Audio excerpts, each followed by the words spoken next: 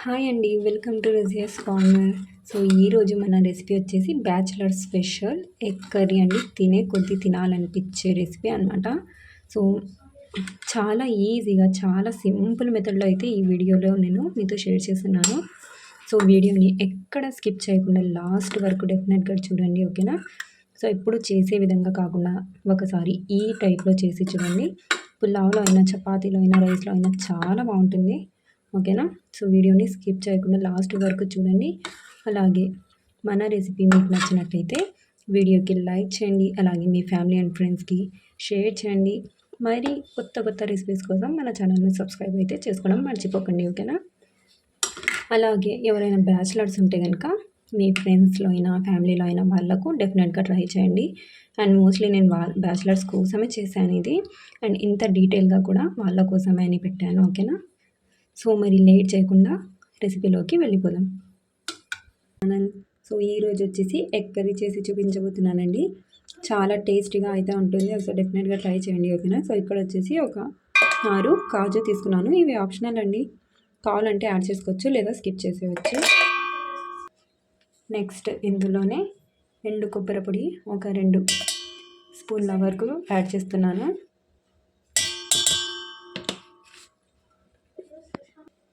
ఇప్పుడు ఇందులోనే టమాటా పండ్లండి. సో, ఒక 3 పెద్ద టమాటాలను ఇలా కట్ చేసుకున్నాను. ఇవి కూడా ఇందులో యాడ్ చేసుకోవాలి. సో, ఎప్పుడు ఒకేలా కాకుండా డిఫరెంట్గా చేస్తుంటే రెసిపీస్ చాలా బాగుంటాయండి. ఎప్పుడు ఒకేలా కాకుండా అప్పుడప్పుడు కొద్దిగా వెరైటీగా కూడా ట్రై చేస్తూ ఉండండి. సో, ఇప్పుడు దీన్ని బాగా ఫైన్గా గ్రైండ్ చేసుకోవాలి. సో, ఇక్కడ చూడండి. అలాగే ఇందులో కొద్దిగా కొత్తిమీర కూడా యాడ్ చేస్తున్నాను. మీ దగ్గర పుదీనా ఉంటే కూడా పుదీనా కూడా యాడ్ చేసుకోండి, ఓకేనా? సో, నా దగ్గర అయితే ప్రస్తుతానికి లేదు, స్కిప్ చేస్తున్నాను. ఇప్పుడు మళ్ళీ దీన్ని ఫైన్గా గ్రైండ్ చేసుకోవాలి.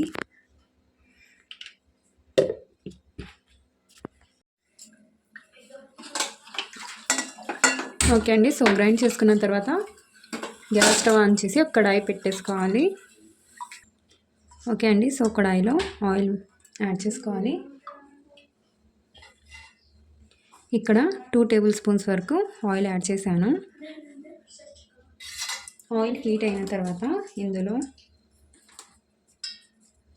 ఒక 2 బిర్యానీ ఆకులు, దాల్చిన చెక్క, ఒక 2 ఇలాచీ యాడ్ చేసుకొని ఒక 2 సెకండ్స్ ఫ్రై అయితే సరిపోతుంది. ఇప్పుడు ఇందులోనే ఆనియన్స్ అండి, మీడియం సైజులో ఉన్న 3 ఆనియన్స్ని ఇలా కట్ చేశాను. ఇవి యాడ్ చేసుకోవాలి.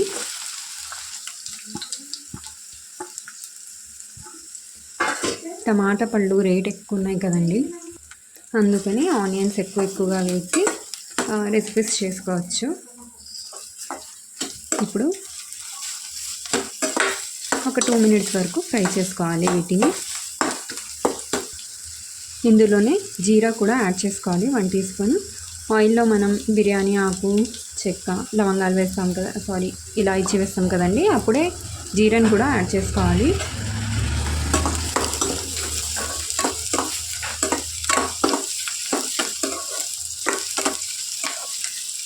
ఓకే అండి. సో, ఇలా కొద్దిగా ఫ్రై అయిన తర్వాత ఇప్పుడు ఇందులో 1/2 టీ స్పూన్ పసుపు. చాలా సింపుల్గా చూపిస్తున్నానండి రెసిపీ అయితే, ఏం ఎక్స్ట్రా మసాలాలు కూడా వేయట్లేదు ఇందులో. సో, చాలా ఈజీగా సింపుల్గా రైస్లో అయినా రోటీలో అయినా చాలా బాగుంటుంది, చపాతీలో అయినా కానీ చాలా బాగుంటుంది. అండ్ బ్యాచిలర్స్ కూడా చాలా ఈజీగా చేసుకునేలాగా అయితే వీడియోని నేను చూపిస్తున్నాను రెసిపీని, ఓకేనా? సో, డెఫినెట్గా ఒకసారి ట్రై చేసి నాకు కింద కామెంట్ చేయండి ఎలా ఉంది అనేది. ఇలా బాగా ఫ్రై చేసుకోవాలి వీటిని. ఇప్పుడు ఆనియన్స్ని బాగా మంచి కలర్ వచ్చేంత వరకు ఫ్రై చేసుకోవాలి. ఆనియన్స్ చూడండి కొద్దిగా పింకిష్ కలర్లో వచ్చాయి కదా, ఇలా కొద్దిగా కలర్ చేంజ్ అయిన తర్వాత వీటిని మిక్స్ చేస్తూ ఉండాలి. ఈ స్టేజ్లో వచ్చిన తర్వాత ఆనియన్స్ చాలా తొందరగా ఫ్రై అయిపోతాయి. మీరు వదిలేస్తే కనుక మాడిపోతాయి అన్నమాట. సో, రెసిపీ ఈజీగా అనిపిస్తే కనుక మీ బ్యాచిలర్స్ ఫ్రెండ్స్ ఉంటే కనుక వాళ్ళకు కూడా షేర్ చేయండి, యూస్ఫుల్ అవుతుంది. సో, ఇక్కడ చూడండి ఆల్మోస్ట్ కొద్దిగా ఫ్రై అయిపోయాయి. ఓకే అండి. సో, ఆనియన్స్ ఇలా ఫ్రై అయిన తర్వాత ఇందులో 1 టేబుల్ స్పూన్ వరకు అల్లం వెల్లుల్లి పేస్ట్ యాడ్ చేసుకోవాలి. సో 1 టేబుల్ స్పూన్ అల్లం వెల్లుల్లి పేస్ట్ యాడ్ చేశాను. పచ్చి వాసన పోయేంత వరకు బాగా ఫ్రై చేసుకోవాలి.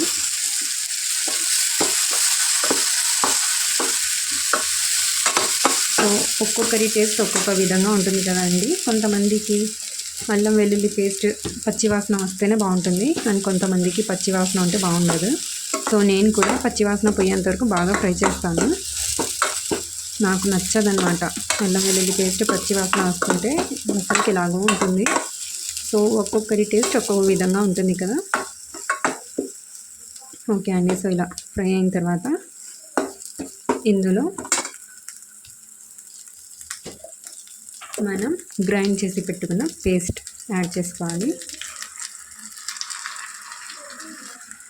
సో మిక్సీ జార్లో ఉండిపోయింది కదా, ఇందులో కొద్దిగా వాటర్ వేసి షేక్ చేసి ఇందులో వేసేయాలి. సో చూడండి, ఇందులో నేను వాటర్ వేసి గ్రైండ్ చేయలేదు, ఓకేనా, అలాగే గ్రైండ్ చేశాను. ఇప్పుడు జార్లో వాటర్ వేసి ఇందులో వేస్తున్నాను అన్నమాట. ఓకే అండి. సో వేసేసిన తర్వాత ఇందులోనే ఒక 1/2 టీ స్పూన్ లేదా మీరు ఎంత కారంగా తింటారో దాన్ని బట్టి కారం పొడి యాడ్ చేసుకోండి. ఇక్కడ ఒక 1/2 టీ స్పూన్ కారం పొడి యాడ్ చేశాను. అలాగే ఉప్పు, రుచికి సరిపడినంత ఉప్పు కూడా యాడ్ చేసుకోవాలి. సో ఒక 1/2 టీ స్పూన్ వరకు ఉప్పు కూడా యాడ్ చేశాను. చూసి వేసుకోండి, తక్కువ అనిపిస్తే మళ్ళీ యాడ్ చేసుకోవచ్చు. ఇప్పుడు దీన్ని బాగా మిక్స్ చేసుకొని బాగా కుక్ అవ్వనివ్వాలి.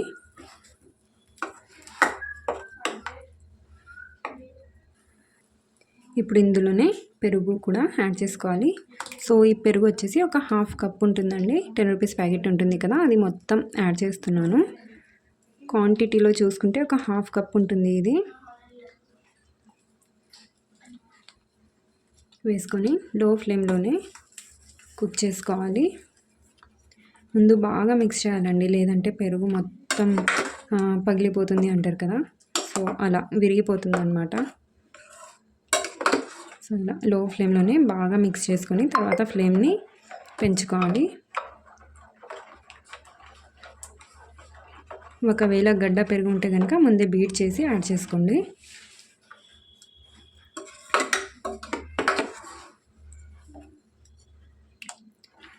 ఓకే అండి. సో మొత్తం మిక్స్ అయిపోయింది కదా, ఇప్పుడు మీడియం ఫ్లేమ్లో పెట్టి దీన్ని బాగా కుక్ చేసుకోవాలి. మనం వేసిన మసాలాలు మొత్తం బాగా ఇందులోనే కుక్ అయిపోవాలన్నమాట. ఇప్పుడు ఇంకా ఒక్క మసాలా యాడ్ చేద్దాం. సో ఒక 1/2 టీ స్పూన్ వరకు జీరా పౌడర్ అండి. జీరా పౌడర్ యూస్ చేయడం వల్ల డైజెషన్కి చాలా హెల్ప్ అవుతుంది. ఇంకా ఇందులో ఏం యాడ్ చేయటం లేదు, జస్ట్ ఇంకా కుక్ చేసుకోవాలి అంతే. సో మిక్స్ చేస్తూ దీన్ని మధ్య మధ్యలో కుక్ చేయండి, లేదంటే అడుగు అంటుతుంది, కింద మొత్తం ఇలా మాడిపోయే ఛాన్స్ ఉంటుందన్నమాట. అండ్ ఉప్పు చెక్ చేసుకోండి, తక్కువ అనిపిస్తే మళ్ళీ కొద్దిగా యాడ్ చేసుకోండి. ఓకే అండి. అయితే ఇక్కడ నేను ముందుగానే ఎగ్స్ని బాయిల్ చేసి తీసుకున్నాను. ఇప్పుడు ఈ ఎగ్స్కి కొద్దిగా స్క్రాచెస్ ఇలా ఘాట్లు పెట్టుకుంటే మసాలా మొత్తం లోపలికి వెళ్తుంది, ఓకేనా. సో ఇలా కొద్దిగా లైట్గా ఘాట్లు పెట్టేసుకోవాలి. ఒక 4, 5, ఇక్కడ నేను 5 తీసుకున్నానండి. మీరు మీ ఇష్టం ఎక్కువ తక్కువ కూడా చేసుకోవచ్చు, ఓకేనా. సో అన్నీ ఇలా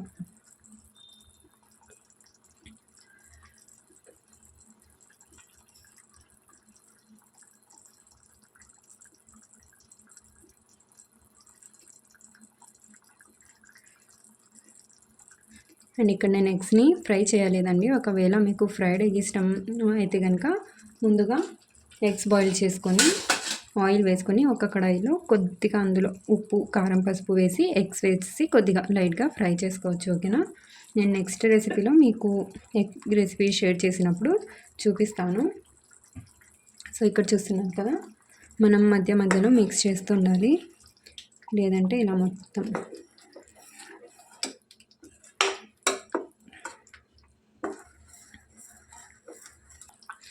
ఇందులోనే కొద్దిగా కరివేపాకు కూడా యాడ్ చేసుకోవాలి. స్మెల్ బాగుంటుందండి, ఫ్లేవర్ బాగుంటుంది అన్నమాట.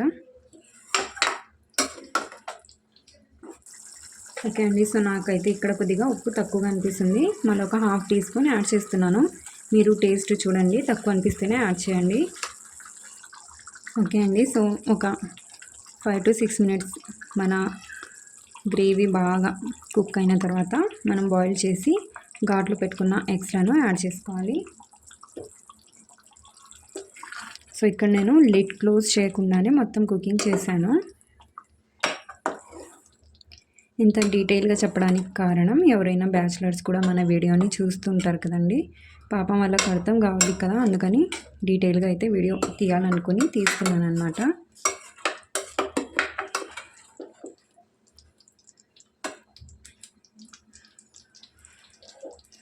ఓకే అండి.